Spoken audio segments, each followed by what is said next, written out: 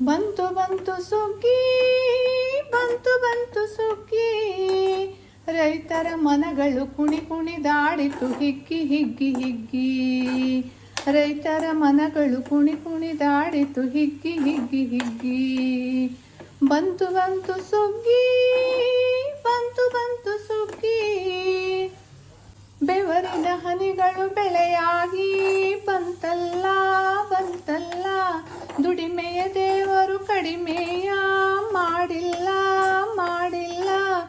ಬಂತು ಬಂತು ಸುಗ್ಗಿ, ಬಂತು ಬಂತು ಸುಗ್ಗಿ, ಬಂತು ಬಂತು ಸುಗ್ಗಿ, ಬಂತು ಬಂತು ಸುಗ್ಗಿ.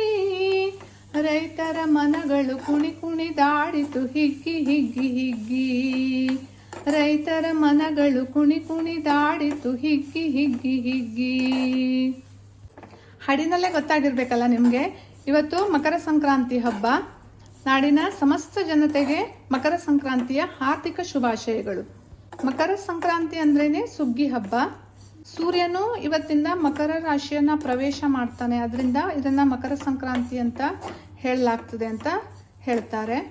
ಇವತ್ತಿಂದ ಉತ್ತರಾಯಣದ ಆರಂಭ. ಇದು ಆಧ್ಯಾತ್ಮಿಕವಾಗಿ ಮತ್ತು ಶುಭ ಕಾರ್ಯಗಳಿಗೆ ಮಂಗಳಕರವಾದಂತಹ ಕಾಲ ಇದಾಗಿರ್ತದೆ. ಹಾಯ್ ಫ್ರೆಂಡ್ಸ್, ನಮಸ್ಕಾರ. ವೆಲ್ಕಮ್ ಟು ನಳಪಾಕ. ಈ ಸಂಕ್ರಾಂತಿ ದಿನದಿಂದ ಎಳ್ಳು ಬೆಲ್ಲ ತಿಂದು ಎಲ್ಲರೂ ಒಳ್ಳೊಳ್ಳೆ ಮಾತನಾಡೋಣ ಅಂತ ಹೇಳ್ತಾ ಇವತ್ತಿನ ನನ್ನ ರೆಸಿಪಿಯನ್ನು ಶುರು ಮಾಡ್ತೇನೆ. ಇವತ್ತು ನಾನು ಎಳ್ಳು, ಶೇಂಗಾ ಹಾಗೂ ಬೆಲ್ಲವನ್ನು ಉಪಯೋಗಿಸ್ಕೊಂಡು ಒಂದು ಉಂಡೆಯನ್ನು ಮಾಡ್ತಾ ಇದ್ದೇನೆ. ನಾನಿಲ್ಲಿ 1 ಲೋಟದಷ್ಟು ಎಳ್ಳನ್ನು ತಗೊಂಡಿದ್ದೇನೆ. ಎಳ್ಳನ್ನು ಚೆನ್ನಾಗಿ ತೊಳ್ಕೊಂಡು ಇದನ್ನು ಒಂದು ಪಾತ್ರೆಗೆ ಹಾಕ್ಕೊಂಡಿದ್ದೇನೆ. ಈಗ ಇದನ್ನು ಚೆನ್ನಾಗಿ ಹುರ್ಕೊಳ್ಬೇಕು. ಮಧ್ಯಮ ಉರಿಯಲ್ಲಿ ಇದನ್ನು ಹುರ್ಕೊಳ್ಬೇಕು. ಎಳ್ಳು ಚೆನ್ನಾಗಿ ಹುರಿದಿದೆ. ಈಗ ಇದನ್ನು ಒಂದು ತಟ್ಟೆಗೆ ಎತ್ತಿಟ್ಕೊಳ್ತೇನೆ. ಹಾಗೆ ಸ್ವಲ್ಪ ಶೇಂಗಾ ಬೀಜವನ್ನು ಹಾಕ್ಕೊಂಡಿದ್ದೇನೆ. ಇದನ್ನು ಕೂಡ ಚೆನ್ನಾಗಿ ಹುರ್ಕೊಳ್ಬೇಕು. ಶೇಂಗಾವನ್ನು ಕೂಡ ಮಧ್ಯಮ ಉರಿಯಲ್ಲಿ ಹುರ್ಕೊಳ್ಬೇಕು, ಇಲ್ಲಾಂದರೆ ಒಳಗಡೆ ಬೇಯಲ್ಲ, ಇದರ ಸಿಪ್ಪೆಯನ್ನು ತೆಗಿಲಿಕ್ಕೆ ಆಗಲ್ಲ. ಈಗ ಶೇಂಗಾ ಕೂಡ ಚೆನ್ನಾಗಿ ಹುರಿದಿದೆ.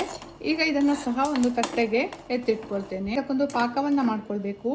ಇದೇ ತವಾವನ್ನು ಇಟ್ಕೊಂಡು ಇದಕ್ಕೆ ಒಂದು ಅರ್ಧ ಕಪ್ನಷ್ಟು ತೆಂಗಿನಕಾಯಿ ತುರಿಯನ್ನು ಹಾಕ್ಕೊಳ್ತೇನೆ. ನಾನಿಲ್ಲಿ ಸ್ವಲ್ಪನೇ ಮಾಡ್ತಾ ಇರೋದ್ರಿಂದ ನಾನಿಲ್ಲಿ ಒಂದು ಅರ್ಧ ಕಪ್ನಷ್ಟು ತೊಗೊಂಡಿದ್ದೇನೆ. ನೀವೇನಾದರೂ ಜಾಸ್ತಿ ಮಾಡ್ತೀರಾ ಅಂತಂದರೆ ತೆಂಗಿನಕಾಯಿ ತುರಿಯನ್ನು ಜಾಸ್ತಿ ಹಾಕ್ಕೊಳ್ಬೇಕು. ಹಾಗೆ ಒಂದು ಅರ್ಧ ಬೌಲ್ನಷ್ಟು ಬೆಲ್ಲವನ್ನು ಹಾಕ್ಕೊಳ್ತೇನೆ.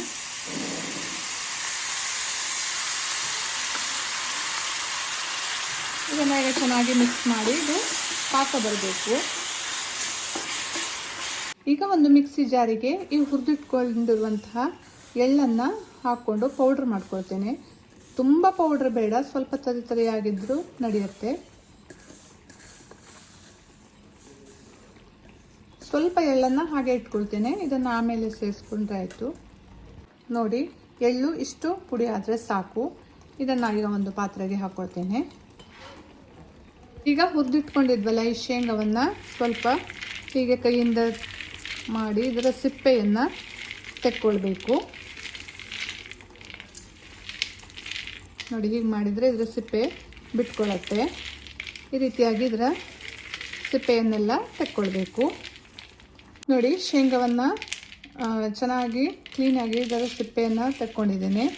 ಈಗ ಇದನ್ನು ಸಹ ಮಿಕ್ಸರ್ ಜಾರಿಗೆ ಹಾಕ್ಕೊಂಡು ಸ್ವಲ್ಪ ರುಬ್ಕೊಳ್ತೇನೆ. ಅಂದರೆ ಸ್ವಲ್ಪ ಕಡಿ ಮಾಡಿಕೊಂಡ್ರೆ ಸಾಕು. ಈ ರೀತಿಯಾಗಿ ಸ್ವಲ್ಪ ಕಡಿ ಮಾಡಿಕೊಂಡ್ರೆ ಸಾಕು. ಈಗ ಇದನ್ನು ಸಹ ಎಳ್ಳಿಗೆ ಸೇರಿಸ್ಕೊಳ್ತೇನೆ. ಈ ಉಂಡೆ ತಿನ್ನುವಾಗ ಮಧ್ಯೆ ಶೇಂಗಾ ಬಾಯಿಗೆ ಸಿಗಬೇಕು, ಆಗಲೇ ಚೆನ್ನಾಗಿರುತ್ತೆ. ಈಗ ಇದಕ್ಕೆ 1 ಸ್ಪೂನ್ನಷ್ಟು ತುಪ್ಪವನ್ನು ಸೇರಿಸ್ಕೊಳ್ತೇನೆ. ಮತ್ತು ಚೆನ್ನಾಗಿ ಮಿಕ್ಸ್ ಮಾಡಿಕೊಂಡ್ರೆ ಆಯಿತು. ನೋಡಿ, ಸೈಡಿಗೆಲ್ಲ ಗಟ್ಟಿ ಆಗ್ತಾ ಬರ್ತಾ ಇದೆ.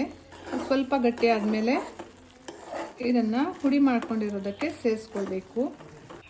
ನೋಡಿ, ಹೀಗೆ ಮಾಡಿ ನೋಡಿದರೆ ಗೊತ್ತಾಗುತ್ತೆ ಒಂದೆಳೆ ಪಾಕ ಬಂದಿದೆ. ಕೈ ತಾಗಿಸ್ಕೊಂಡು ಹೀಗೆ ಮಾಡಿ ನೋಡಿದರೆ ಎಳೆ ಎಳೆ ಆಗಿ ಕಾಣುತ್ತೆ. ಪೌಡ್ರ್ ಮಾಡುವಾಗ ಸ್ವಲ್ಪ ಎಳ್ಳನ್ನು ಇಟ್ಕೊಂಡಿದ್ದೆ, ಅದನ್ನು ಈಗ ಇದಕ್ಕೆ ಸೇರಿಸ್ಕೊಳ್ತೇನೆ. ಹಾಗೆ ಈ ಬೆಲ್ಲದ ಪಾಕವನ್ನು ಸಹ ಈ ಪೌಡರಿಗೆ ಸೇರಿಸ್ಕೊಳ್ತೇನೆ.